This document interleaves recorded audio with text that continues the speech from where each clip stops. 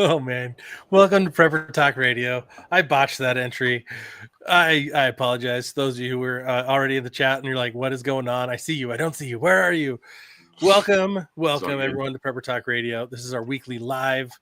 We got Shane in the house. I'm in the house, and Paris is not here. He's with family tonight, so he'll be back on the next episode. But thank you everyone who's tuned in and not tuned out. We're gonna have some fun tonight. We're gonna talk about prepping for 2025. What to focus on, how to speed things up, what to watch out for, what to just completely disregard. And we look forward to the comments in the chat as always, because they are fascinating. They're exciting. There's so many good things from you guys. Thank you everyone for participating. Dude, how you doing? I'm always good. Whether I am or not, I'm good. Sweet. Because I choose to be, right? Dude, our attitude, our choice of what our attitude is such a huge factor in our health, our just our overall wellness and the enjoyment of life. Like, and it's hard. So those of you who suffer with depression, I do too. Like, if you're depressed, it's hard to get out of. Like I know some people it's a medication issue. Some people it's a number of different things. For me, the thing that's helped the most is nutrition. Changing my diet, improving and supplementing what I'm doing. I'm telling you guys, if you're not drinking every morning some like Celtic sea salt, Baja Gold, a teaspoon of that with a teaspoon of baking soda, so I started doing that and it's done wonders for my daily aches and pains. Just my whole life is improved because of those minerals. So I'll stop there. But guys, we got a fun show. We're gonna go through a few things, and I want to remind you our sponsor. Actually, not a sponsor, just one of our favorite companies, survivalfrog.com. If you go there and use the code PrepperTalk10, you can save 10% on everything over there. I'm testing out some gear form right now. I got some more survival meats. These things are delicious. I've tested this. We're going to give this away in our group. So if you're not in our group, Emergency Prep and Self-Reliance over on Facebook, you're going to miss out. We got an arc lighter. That's been fun to play with. I like to burn things. I'm a little bit of a Aren't we all a bit of a pyro? A little bit of a pyro. And then I got this to test. This is a collapsible battery bank and solar panel. It's from Survival Frog. And the cool thing, it's a 5.5 watt and 8,000 milliamp battery capacity. So it works on low light, works on daylight, works on indoor lighting. I'm thoroughly impressed. I'm going to play around with this some more, but go on over, check it out. As usual, Prepper Talk 10, save you 10%. And their deals stack. That's one of my favorite things about their website. Yes, absolutely. Shall we dive into 2025? So, like what the heck episode? Yeah, so we talk about probably pretty regularly how to get started, where to start. And I think it deserved a little bit more attention, mainly due to, well, call it my paranoia. we'll call it that. No, I just see everything that's happening out there, right? And I'm just trying to make a list for the show. Okay, what are all the things that are positive that I see out there that are happening, and what are all the things that are negative? I just made this long list right here, and I make a lot of lists. I have my notepads everywhere, and just trying to be positive about certain things. And there are certain things that I, especially lately, watching the price of gold go up. Very happy about that, right? Because I'm 100% in precious metals. And I know you saw Michael argue with me there, but maybe not for much longer, huh, Mike? Well, we'll see. Anyway, there's a lot. I think there's more negatives, and I guess that's my point. There's more negative things happening out there than positives. And so recently, I've basically decided, you know what? I've just been prepping off my monthly income. What I've been doing is just taking the extra and putting it into my garden or what have you, a little extra food storage, and this last week or so, especially with the tariffs and who knows what's going to happen there? Who knows what's going to happen in pretty much everything out there? It's hard to guess or predict with any kind of accuracy what's going to happen out there next. And so there's some things that are pretty critical that I need. And so I decided I'm going to pull some savings and, I'm going to make some purchases that have been on my list for a long time and just stepping it up. So Nice. And, I've been doing this for, since really full time since 2013, full time I can call myself a full time prepper.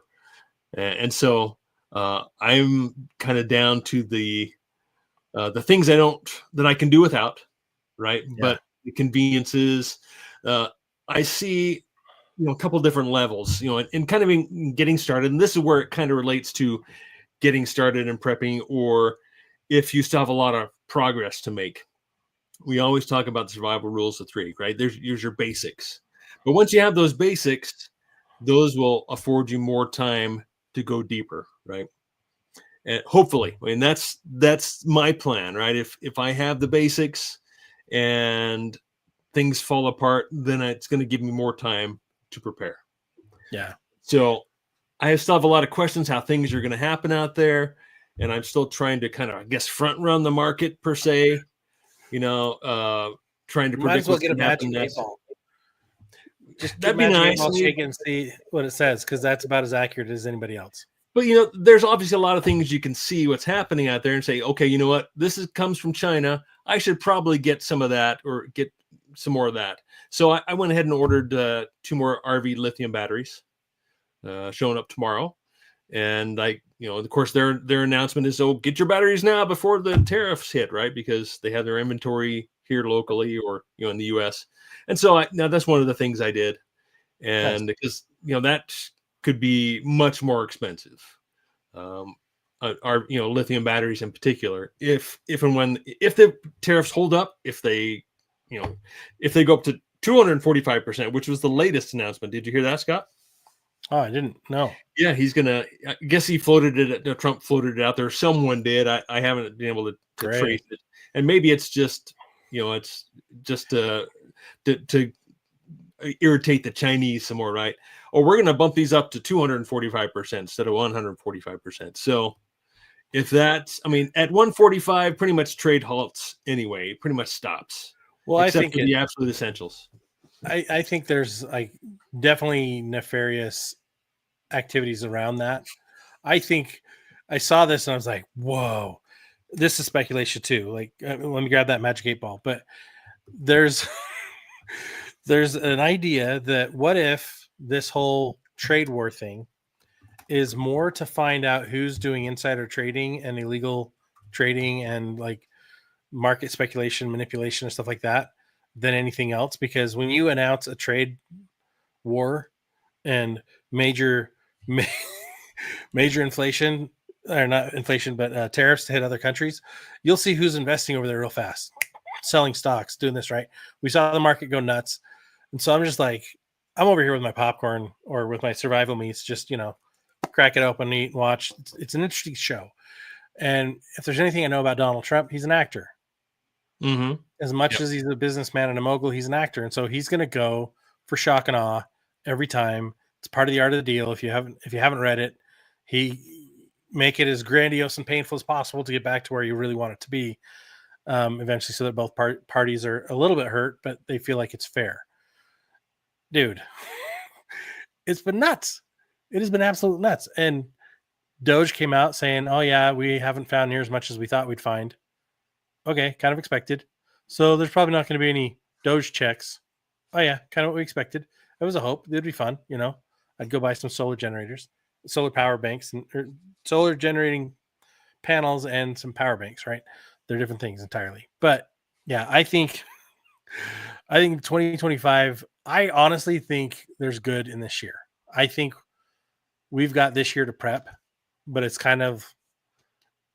iffy after that. I don't know beyond this year what to expect, but I just have this, my gut tells me this year is a good year. And it's hard to argue that because I've been pretty good most of my life. Yeah, yeah. And, I guess history shows us that, yeah, most likely tariffs are going to get pulled off, right? The trade war is going to end quickly. It's going to get resolved because he's the best, right? He's the best negotiator. And the Chinese are going to give in, say, well, they've already been saying, hey, we want to talk. As long as, they'll appoint someone reasonable, and that, I forget the other words they use, but yeah, like Thedra says here, however you say that. I don't want to panic buy, and I'm definitely not advocating any kind of panic buying. It's for me is I have the money's there, right? Some things that I've needed for a while, like making sure my vehicles are 100%. So pulling some of that savings out to make sure my vehicles are 100%. So that's been my two focuses right now, is getting some extra batteries, Yeah. and then making sure, car parts may be hard to get in the future. I Right think now they're fairly affordable. So that's less of a panic buy and more of a strategic yeah, future reserve, right? If you have a tool on hand that you can use over and over again, it's going to be beneficial to have it now than to not have it when you need it. And if you've got the resources to have it now, you might as well have it now and learn how to use it well. I look at the to everything there's a season phrase, and there's a time and a season for everything. If you watch the seasons and if you watch the world and you watch what's going on and take it not just day by day, but also like season by season, okay, this is springtime, it's time to plant the fields. What can I do now to prepare for the harvest, to better improve my harvest, right? Taking care of those types of factors now, I think, is such a good thing to do. I mean, am I going out and buying anything right now? Not really. I've got most everything I need within reason, but I don't have everything. And there's certain things I really want to restock on. And so I'm taking greater efforts to restock those things. Like I've simplified my resupply right now. I'm not buying anything else freeze dried. And some of you might hate me for this. mm-hmm. I'm not buying anything else that's dehydrated or freeze dried right now.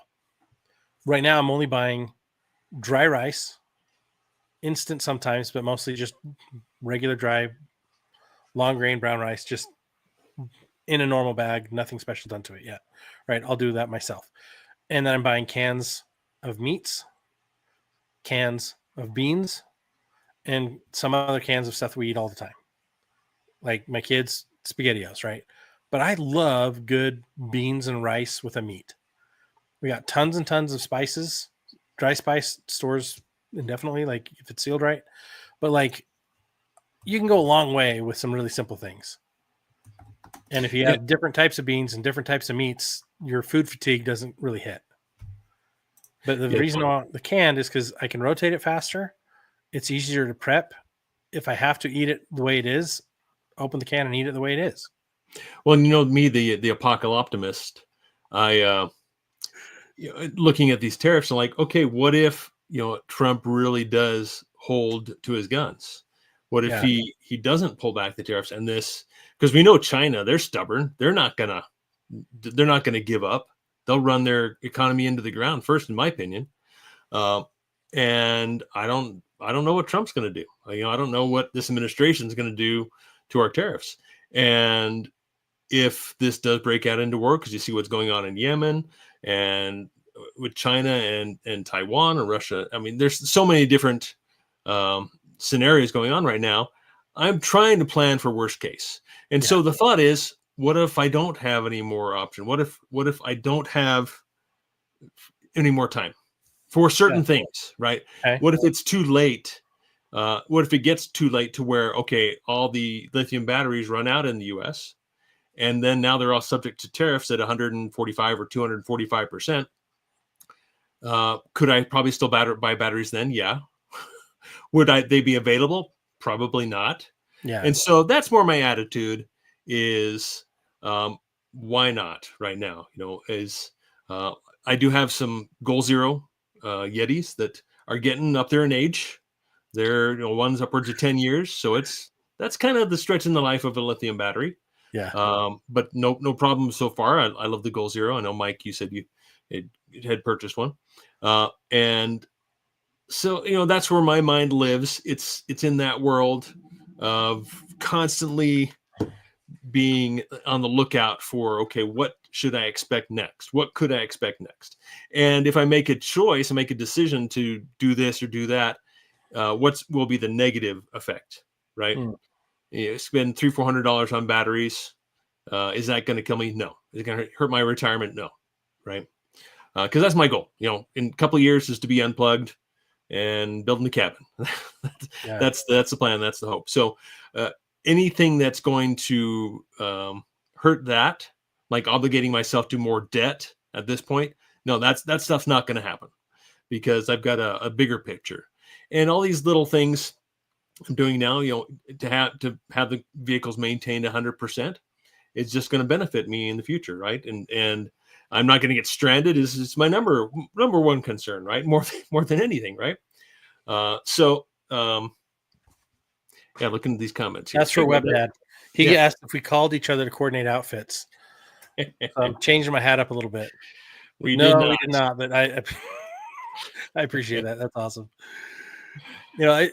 With our current budgets and with our current finances, but also with the current unknowns of what's going on around us, like I'm really not that concerned, but I think I have to chalk that more up to my personal level of preparedness, right? We've been doing this a long time, and a lot of you guys in the chat have been doing this a long time, some longer than us, some less than us, but we've all found what works for us and capitalize off that. If you guys go to preppertalkradio.com, we have resources there where you can get a food storage calculator. You can actually calculate out what you have, how long it'll actually last you, right? And figure out what you still need and prioritize those things. But I think now, like if you're not prioritizing and getting the things of most value, the things that'll give you the best opportunity for survival, like here's the reality. If the tariff war goes nuts and the economy tanks, are we going to lose our homes right away? No. Do the banks have, and do the landlords have the ability to kick people out? No, I think we're going to see what we saw with COVID. We're going to see like halts on being able to be evicted and stuff like that, right?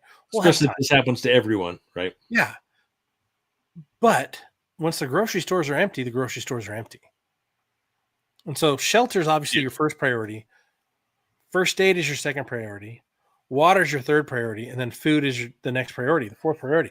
So it's like, okay, do I have my water storage? No. Do I have a water catchment system? No. Get those. Then go stock up on some food. And then once you've got 3 months supply minimum, circle back and double check your system. Okay, do I need to fix anything, change anything, improve anything? And always ensure you've got home protection and personal protection. Mm-hmm. That's a standard. Goes boom. Say that again. Something that goes boom. Yeah. And there's a lot of discussion about solar here in the chat. Back on the 11th, there were some news articles that came out that basically, some fear mongering, in my opinion. Basically saying Vladimir Putin could spark worldwide blackout as NATO issues chilling warning, and that was really all over the place. There's quite a bit of that going around. So I take that to mean something, right? So I think it does make a lot of sense to get yourself a power bank if you don't have one, if you can afford it, and compiling that with the tariffs. Those products, they come from China, at least the batteries. If they're made here in the U.S., which I honestly don't know of any that are, there probably are a few, but batteries come from China most likely. And so missing components, you don't build the generator. And so combining all these little news items, if your eyes are open and you're watching things, you know what? Little red light here, little red light there. I probably ought to make something happen here. Because it's a higher and higher potential of something in the system, in our supply system failing, and so it might not be a bad idea to get some solar and get some backup generators, power banks, for when the worldwide outage happens. It could be an internet outage, it could be just a power. I mean, who knows? Again, who knows what the heck's going to happen? And so the way we use the internet, it's like an internet outage is as bad as a power outage because systems bring on the internet outage. I'll take it. Like I'd rather have it be an internet outage because I don't need my smart tools and systems, right? If electricity is still coming to my house, I'm in a better situation, but you can't work anymore. I don't know anyone that can work without internet anymore. We're so dependent on that. Unless you're a full-time homesteader, which is awesome, or you're Amish. I don't know too many other people that can live 100% offline, which is my future dream. But yeah, we've got a very, very bad grid. I've got a friend that lives down in Texas. I was talking to him yesterday. I'm like, how's it going down there? And he's like, dude, it's if I don't get it back up soon, I'm not going to have power all day long. because there's so many people that have moved there and their systems aren't built for that many people. Right? The infrastructure is just not there. And so he's like, we have brownouts all the time. And I've got another friend that works for one of the power companies in California, Southern California, Edison. With the fires and all the other problems they've had brownouts and other issues. And it's like, if you have medical devices, those things are going to cripple you. Those rolling power outages and brownouts and blackouts. Like, so if we have a national grid emergency, there's a CIA report supposedly that ended up into a book by Ted Koppel. When the lights go out, I think is what it's called. Yeah. But I believe they gave the statistic that 92% of America won't survive the year. And then in the high 70s will be gone in the first 3 months. Yeah. So that's a real. Yeah. Uh-oh. That's another one of my bug out signals. If there's a power outage that's larger than typical, which is usually just my neighborhood, maybe a couple hundred homes. If it's larger than there, I'm going to take that clue and say, you know what, I'm going to load up the trailer and then bug out for a couple of days, couple of weeks, and take that opportunity to get out of Dodge, at least temporarily, right? Once you hit 48 hours, it's like gone. Maybe even sooner. Yeah, it'd be even sooner. Yeah, I would probably start loading up within the first couple hours, and just depending on the news, depending on whether we can get news down. How are you going to get news? Well, exactly. There's obviously going to be a different way, and if it's widespread, we can't get news. You know what? Okay, I'm packing up, and we're gonna watch, and it doesn't hurt to leave and then come back, right? So, I've been grabbing my little hammies, listening. Ham radios here. So yeah, some good comments here in the chat here. Just, this is a good one here. You can talk about in a time of crisis. Will you gravitate towards compliance or resistance? Most people compliance. We could get into that. Well, I think there's certain levels of compliance and also certain levels of resistance, right? My biggest concern for my neighborhood, my area where I live, is because it's a very religious area, the local church is going to push. We need to collect all the food and then ration it out to the group. And the reason I feel that will happen is because I've been told that by multiple ecclesiastical leaders in that church. And my response to them every time has been, it's none of your business. It's not your right. And over my dead body. They didn't like that. That's probably why I got kicked out of scouting. But that's news to me there, Scott. Well, here's the deal. I'm going to go scriptural on this. There's a reason there were 10 virgins and only half of them were prepared and wouldn't share with the other 5 who were foolish. It's not theirs. It's not theirs to have. It's the wise person's to have. And so whenever someone in my church has asked for, what do you have on hand? What do you have? Like, what have you got stockpiled? What can we utilize if things go sideways? My answer has always been, I will help and serve, but none of my stuff is available. And I expect none of anyone else's stuff to be available as well. Now, here's the caveat. I have a couple elderly neighbors I'm absolutely going to feed. But if anyone else comes and tries to take my stuff, we're going to have a problem. And if anyone tries to use the Lord to try to convince me, claiming leadership, right, we're going to have a problem.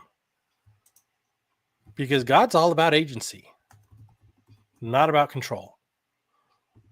And I've had that conversation a number of times. That's why I'm so okay talking about it. Yeah, I'm a thorn in the side of many people. Yeah. So yeah, let's get to me too. I hear you. Few of these. I like this one from Mike too. Yeah, go for it. And you stay warm enough in the winter. So I have a plan. I have a secondary stove, and I also have 2 fireplaces. Fireplaces are extremely inefficient, but I have a secondary stove that I can actually drop the pipe from the roof all the way down, and then I've got a couple angle brackets that would allow me to put that in the front room on the tile, and that would work. The only problem is I have a huge front entryway, huge front room, dining room, and it's opened up into the family room. And so it's like I would have to not wall off, but kind of secure that to keep the heat in that area because that's where I'd want it. But I've got enough resources that I could last almost 8 months on just that fuel alone. Do you have this creating that kind of resources here? Propane never goes bad. I do. I don't have as much as I want. This is some serious preparing there. And I thought I had a pretty decent stash of propane. Oh, I'm not even close to where I want to be with propane. Like I've got interior room heater systems that work with propane. I've also got I've got a whole bunch of kerosene, but no kerosene heaters. I've been looking for a good kerosene heater and I haven't pulled the trigger yet. Maybe that's what I need to do right away. But yeah, those types of fuels, they just last and last and last, and they take up less space than a quart of wood. Yeah, absolutely. All right, let's see here. Yes, stocking stoves and heaters.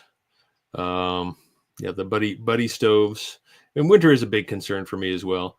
But see, my plan is that's when we'll go out to the property, what we call it, where I've got a stash of wood, got the wood stove, propane. So that's my plan here in the city. Yeah, I've got a gas fireplace, and that's our backup here. Other than some small buddy heaters, and I could potentially jerry rig a wood stove into the house, but that would not be my first choice. Let's see other comments here. Fractional gold. I got lots of comments about that. I would prefer, honestly, I would like to move before next winter. That's the goal anyways. But I doubt I'll get out of here until next spring because we're going to probably rent locally for the winter. And the other place we're looking at to rent, when we take that over, it has not as good a fireplace. So I won't be able to drop my pipe down. It's not a big enough flue, but at least it's a smaller room. I can keep that heated on less wood, but I can also use all my propane and my propane heaters to keep that smaller area warm as needed. Right. Yeah. But I've got tons of candles. Like I've got so many crap tons of candles. And I'm got lists of things to learn how to do and things to take care of. But one of those is I need to learn.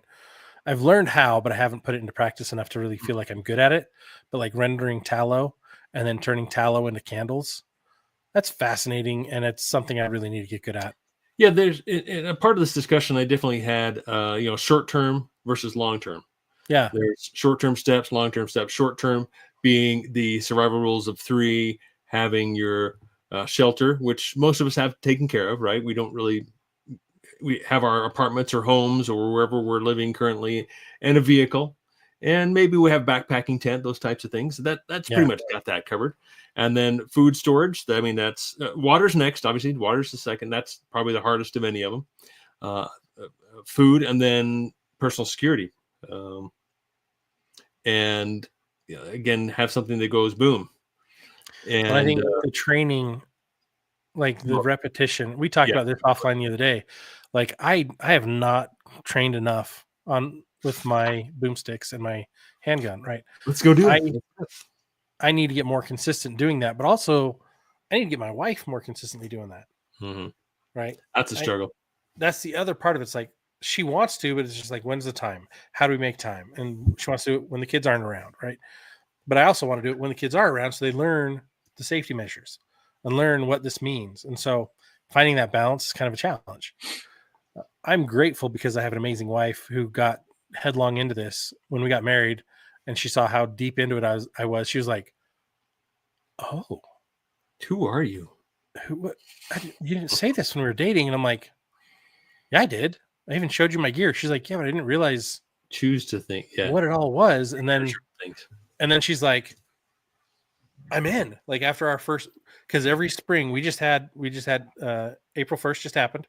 Every April and October, first weekend, I go through my stuff. I rotate my bug out kits, my bags, my get home bag. I rotate the stuff, make sure I got my winter stuff for the winter and my spring and summer stuff for spring. So like I rotate out things, I rotate out food, I rotate out the water, I change it all up. But the first time we did that together, she was like, I get it. This is amazing. Yeah. So another comment here, I guess, on batteries from Field Tack here. Instead of buying batteries themselves, and I guess what I'm referring to are the, what is it, Type 24, like RV style battery, because I have RVs. Mhm. And I have a solar generator that you could call it that I built myself, and I can hook up more batteries to that. So I have all the other components, but I also do have the Goal Zero all-in-one unit. So I totally agree with you, Field Tack here. For most people, a single, call it a solar generator. It's a battery bank. So what it is the panels are the collectors. The generator is the battery bank. And that is the best way to go for most people. Like you also mentioned here, you can buy some pretty inexpensive ones, and quality on most of them is pretty dang good. Yeah. There are so many brands out there. We've got a and it few may be links on the better. website. Yeah, and there may be better to buy 4 of them rather than 4 smaller ones than one big one. You got more redundancy that way, depending on what you need to do and how many watts you need. So yeah, I think those are some great comments. Of course, I would love to also talk about fractional gold and gold backs. I know there's some other comments here too. I don't know. You guys love. I don't know. I think you go back and forth on gold backs. Paris loves them. I just don't see a functionality for it. Like I don't see, because it's not widely accepted or widely recognized, and it's too high of an educational curve to try to get people to understand it. For me, I even though we promote them and recommend them, like as a group, I'm like nah. Especially in an SHTF type situation, I'm not too keen on gold backs. I think it is probably a pretty decent way to use gold right now. If there are companies locally that accept gold backs, you can buy them. I mean, look at if you would have bought gold backs in the past month, you're up for 10+%. So just by purchasing gold backs rather than having cash in a savings account, you've made some return, and then you can go ahead and spend those. I prefer just to keep either fractional gold or 1 ounce gold. Really nothing any bigger than that. It's just too much to break down. It depends on what you want to do with it, really, what it comes down to. So, but fractional gold, I've got 1/10, I've got quarter, I've got half ounce, I've got 5 gram, and when it comes to fractional silver, I've got even more. I am not a junk silver kind of guy. I'd be happy to go in. Why? Some people I listen to say, hey, that's the absolute best option for the future, for trading, for bartering is constitutional silver, junk silver, pre-1964 dimes, quarters and half dollars and dollars or whatever. I highly disagree with that. Why? Well, because they're still US dollars. They are still currency. And when the dollar collapses is when most people will want to use that. And those who are uneducated will say, hey, these are dollars, they're not worth anything. To try and convince someone, no, this is silver. It might be difficult. So I'm just staying away from it for that reason. That's my same to reason, barter between preppers, between people who understand it. Yeah, that makes a lot of sense. If you want fractional silver for that, you've got a community, you know how you're going to use it. Personally, I prefer to pay a little higher premium. I've got 10th, 20th ounce, gram, quarter, half ounce rounds, because there's no minted coins. There's just 1 ounce minted coins in where it says 0.999 fine silver, quarter ounce or 10th ounce. Very easy to understand, a little bit higher premium. Right now, junk silver is pretty cheap, but sometimes the premium is much higher than fractional silver. And so kind of the same with gold. You can get 20th ounce, you can get gram. The premium on those tend to be a lot higher.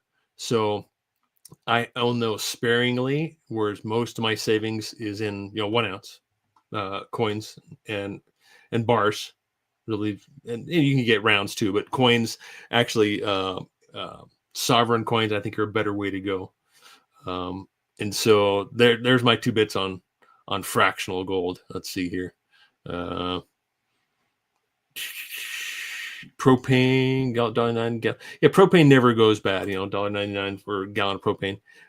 Essentially, it lasts forever, and it's safe to store. You don't like kerosene. Like you've got some kerosene, right, Scott?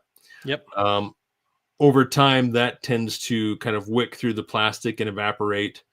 And although it is a kind of a form of diesel, is that correct? It is a somewhat of a diesel fuel, and so it just has a really long shelf life. Yeah, it's a definitely a long, stable shelf Mhm. life for kerosene.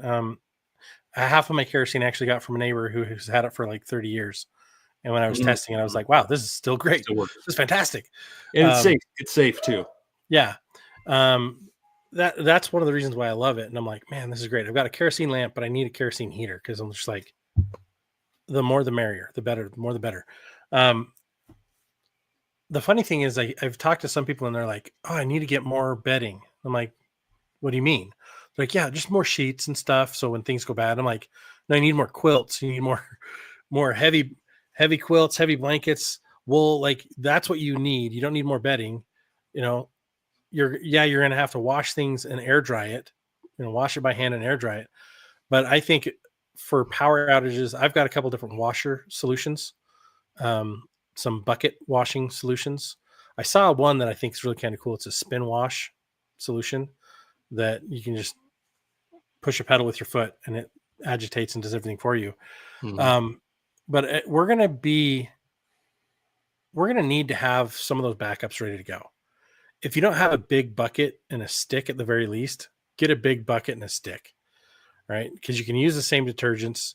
You just got to make sure you have a way to pot your water over, bring it over, a way to heat it, a way to refill, a way to drain, so that you're not putting water back into a place where you're high traffic or lose it in the house, spill it everywhere, and cause a bigger problem for yourself, right? Um, I think that's another thing that a lot of people just they don't take enough thought about that, and they don't take enough thought about like the daily sanitation because people store up bleach. What happens to bleach? Can you It doesn't store last liquid forever. It's bleach long term? short shelf life. It's got a very short shelf life. And you can get, I know you're a big proponent of the dry pool shock type options, Mhm. but I like what we just learned about last year. This great little device that actually creates bleach on demand using salt. Remember what I'm talking about? Yeah, absolutely. H2Go. The H2Go purifier. Like it purifies water, kills the bacteria, but you can also use this to create hand sanitizer. You can create um, bleach, cleaning agents, hospital grade cleaning agents. And dude, I'm probably gonna get 2 or 3 more of these. I mean, the lifespan on these are phenomenal. But and then the last thing I would say is we all need more water filters. Yeah. Yeah, absolutely. Activated charcoal. And if you've got money to go get a still, go get a still. Because then you're gonna have some really clean water. Yeah, obviously we talked about shelter. Water is mentioned is the most difficult. Uh, so I only store. I have about a month's worth of water at 3 gallons per person per day. Uh, but you have to have a plan to get more and filtration or purification ways to keep yourself from getting sick. Yep. And again, that is very hard to carry. I mean, it's 8.3 pounds per gallon. Where do you get it? How do you get it back home? Hopefully, you live on some acreage and you've got a well and you've got that already taken care of. But yeah, you wanted to pull it up Oh, there, Scott? sorry, I didn't want to Oh, pop okay. that up. All right. I was Okay, cool. clicking on something else. All right, I was going to pop this one up from Mike here. Yeah, start with an all-in-one solar generator, and then do your own. That's what I did as well. I'm not at a 6.5 kilowatt system. That's pretty awesome. That's almost a home size system. You could do a small home Yeah. and some appliances with that. And yeah, I can add on to my battery bank, and that's what I bought these 2 new batteries really for, is to increase the size of my battery bank, and then I need to get some more solar panels, and those come from China as well. And at some point, they may get scarce. So maybe now is a good time for me to look for a couple more solar panels for my system there. So, and that's been on my list as well. To add to that as well. It's just the list is so long and it just keeps getting longer. And kind of as I mentioned at the beginning, you've got your basic, and over on our page, emergency preparedness, emergency prep and self reliance on Facebook. when people request, they kind of give us an idea. I feel prepared. I'm willing to give back. Okay, what does that really mean? You feel prepared? Is that 30 days, 60 days, 90 days? Is it a year? And how extensive is that? Is that move into your long-term plan for some more self-reliance, self-sufficiency, which then starts to get very complicated, right? If you're just looking for short-term, that's pretty simple. Beans and rice, it can be very inexpensive. Some water filter, and a month, easy. 3 months, a little harder. 6 months can be very difficult. And then beyond that, a year, and we want to all be self-reliant and move out to the country and have our own homestead. And that's where, for me, that's where this all leads. And I think a lot of preppers, that's the natural evolution of prepping, is getting out of the system, getting out of the urban and suburban areas, out to rural areas, to where you can be more self-reliant. But that takes money, it's a process. So, and part of my thinking is, I'm always thinking, is it too late? Is it too late? And especially seeing these tariffs, if they stay on, it's going to be too late for a lot of things. And so that's where, my comments come in for the certain things which are not necessary. I don't need them, but they will make my long-term preparedness goals more viable and easier, a lot more comfortable, a lot more, and not necessarily for me, for the family, for the wife and kids, to have some more niceties when, and if and when, I'm going to say when, because I think it's inevitable, not to get too doomsday, but that's me, right? I'm the apocalyptimist. And so looking further and further out to being more self-reliant, and also part of my retirement as well. I'm not going to call it retirement. I'm going to call it my graduation. When I graduate from the system, that I can be more self-reliant and not have to. So that's part of my retirement goals as well. So it's not just a single purpose. I am preparing for the apocalypse, and so I got to have everything. No, this is for my lifestyle, right? This is where I want to find myself in 2 years, less than 2 years. And so there's certain things I'm going to need so I can live off less at that point. Sure. I love this comment here from WebDad, because I was going to bring up not quite this, but I actually wrote a book called The Art of Sneaky Stockpiling, and this is part of it. Gray man purchasing. Don't buy anything that comes with big labels on it, or like big shipments of things. Tip off everyone around you, like, what's he getting? Right. We have done, and I actually recommend this. We have done huge restaurant orders of food on pallets. And the reason I like it is because from the street, it looks like fertilizer. It looks like stuff you're going to use on your yard, because it's just big bags of stuff. It looks like fertilizer bags. It's or water softener bags. Like, it looks like that. The other option is the other thing about that is also I'm there when they deliver, so I don't ever let them deliver anywhere but inside the garage. But yeah, being able to spend cash for things, not using a credit card for things, buying it at different stores, like mixing it up as much as possible. WebDad, I'd love to hear any other ideas along those lines. If you guys want to check out my book, you can check out, we've got 2 books. We've got The Art of Sneaky Stockpiling over on Amazon, and we also have my personal favorite, The Ready Radius. Sorry, as I lean off screen. The Ready Radius. Basically, it's a prioritization method for getting better prepared. I've had some fantastic reviews. Thanks to those who bought it. We appreciate you. That's one way you can support the show if you want, but also help yourself get better prepared. But yeah, absolutely, gray man purchase things as much as possible. Yard sales, garage sales, free stuff off off Facebook Marketplace and other places. That's a great place to start and get a lot of really cool things, especially old tools. But use it cash, and don't tell people why you're buying it. Oh, I just thought it'd be fun for a project. Cool. Leave it at that. Don't get talkative. We all have a neighbor that wants to talk about everything. That's what you want to avoid when you're bringing this stuff home too. Don't get talkative. I don't know. I just thought I'd have it. Move along. Right. Especially since they know where you live. Right. Yep. I've got one neighbor he's the sweetest guy, but we call him is terrible. He's the water Nazi. Like, he will actually turn off your irrigation water if he thinks it's going too long. And I'm like, dude, don't do that. And he goes, well, you're going to be paying for that. I'm like, that's fine. I can afford Don't do that.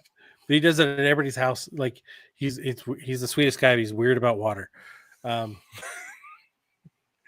yeah, definitely don't put up neon signs saying, hey guys, I'm getting prepared. We break the rules of preparedness secrecy because we're trying to help people. And yeah, we recognize that does put us on the radar for a lot of people. And we hope that we'll be protected when things go sideways because of that. But you know, I think honestly, what we're seeing now is the same what happened during Trump's first term. Yeah. Right. We're seeing some businesses go out of business already. Some preparedness businesses shut their doors, and obviously, I think these tariffs are going to take some more out, depending on how long they last. And so, again, kind of my thoughts are: is when the time to perform arrives, the time to prepare is past. Right. So, I'm taking advantage. Right. I'm doing what I can, and if I can't do it, I don't feel bad about it, right? Right. Well, and it's I'd rather have too much than not enough That you can share. Right. And I'd rather be 10 years too early than 10 minutes too late, because 10 minutes too late means you're never going to be there. Right. It's too late. Opportunity's over. So take the opportunity now, get yourself better prepared and get going. That's pretty much tonight's episode is get going now. I did this. I was going to show a screen, but I didn't get it all dolled up the way I wanted to. I did this calculation, just trying to find some different options. But if you're going to start bare bones, you're like, I don't know where to start. I don't know what to do. Listen to this. 2 cups of dried beans is a pound of beans. A pound of beans dried is 2 cups. Cooked, it's about 6 cups. Each cup is about 227 calories with 15.24 grams of protein. You mix that with rice. Rice calories per cup is about 212 to 248, depending on the type of rice, right? Those are the 2 easiest things you can stockpile. Relatively easy, relatively cheap. It's $1.88 a pound for beans, $1.64 a pound for long grain brown rice.